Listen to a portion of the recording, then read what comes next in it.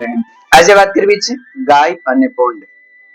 એક નગરની અંદર એક નગર શેઠ રહે, ખૂબ ધનવાન, પૈસા ખૂબ, પરંતુ મહાકંજૂસ. એક રૂપિયો પણ કોઈને આપે નહીં. ઘણા બધા દાન લેવા માટે ત્યાં જાય અને કે શેઠ દાન આપો. ત્યારે શેઠ કે તમને દાન વાલું છે? મન મારા પૈસા વાલા છે. વાલી વસ્તુનું કોઈને આપતો નથી, હું કોઈને નહીં દઉં. અરે શેઠ, આ સંપત્તિ તમારી સાથે નહીં આવે, મરી જશો તો બધી પડી રહેશે, દાન આપો. તો શેઠ કે એવું છે? મરી જાવ ત્યારે બધી પડી રહે? બસ એ જ કરવાનું છે. અત્યારે હું જીવતો છું ત્યાં સુધી મને વાલી છે, એટલે હું રાખીશ. મરી જાવ ને ત્યાં લઈ જજો, ત્યારે હું બધું દાન કરી દઈશ. પણ અત્યારે મારે એક રૂપિયો દાન દેવું નહીં. જાઓ, નીકળો. આમ શેઠ કોઈને એક ફૂટી કોડી પણ આપે નહીં. એક દિવસ ચોમાસાનો સમય હતો. શેઠ બહાર નીકળ્યા અને આકાશમાં કાળા ડિબાંગ વાદળાઓ ચડ્યા. ધોધમાર વરસાદ પડ્યો, કડાકા ભડાકા થવા લાગ્યા. શેઠ ભાગ્યા. એક વૃક્ષની નીચે પોતે આશ્રય લીધો, ઉભા રહ્યા. એ જ વૃક્ષની નીચે એક ભૂંડ અને એક ગાય ઉભા હતા. એક બાજુ શેઠ ઉભા તો બીજી બાજુ એ ગાય અને ભૂંડ ઉભા હતા. બંને વાતો કરતા હતા. વાતો સાંભળી શેઠ સાંભળવા માટે કાન સરવા ગયા.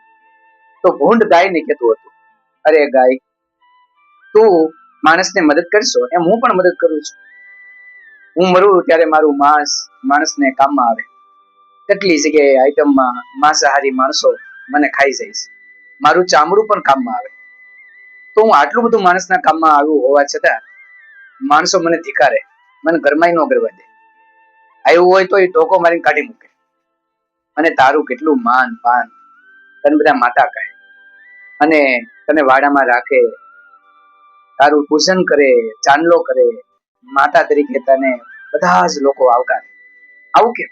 આ તો અન્યાય કહેવાય. હું પ્રાણી, તું પ્રાણી. હું માણસને કામમાં આવું, તું માણસને કામમાં આવું, પણ તને માતા કે મને કોઈ બોલાવે નહીં. ત્યારે ગાયે કીધું, સાંભળ, તું છે ને મર્યા પછી કામ આવ્યું છું.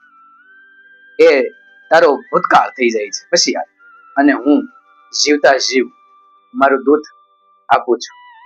માણસને વર્તમાનની કિંમત હોય છે, ભૂતકાળની કોઈ કિંમત કે ભવિષ્યકાળની કોઈ કિંમત હોતી નથી. ભૂતકાળ છે પસાર થઈ ગયો અને ભવિષ્યકાળ આવવાનો છે. જે માણસ વર્તમાન કાળમાં જે મદદ કરી શકે એ લોકોને ખૂબ ગમે. હું વર્તમાનમાં મદદ કરું છું, તું ભવિષ્યમાં કામ આવીશ તો એ કોઈ અર્થ નથી. કે ભૂતકાળમાં કામ આવ્યો હોય એનો કોઈ અર્થ નથી. એટલા માટે તને કોઈ મદદ કરતું નથી અને કોઈ તને પ્રેમ એટલો બધો કરતું નથી. વર્તમાનમાં મજા કામમાં આવે એને બધા પ્રેમ કરે છે. શેઠે સાંભળ્યું કે સાચી વાત છે. હું મરી જઈશ ને આપીશ ભવિષ્યમાં, એ શું કામ?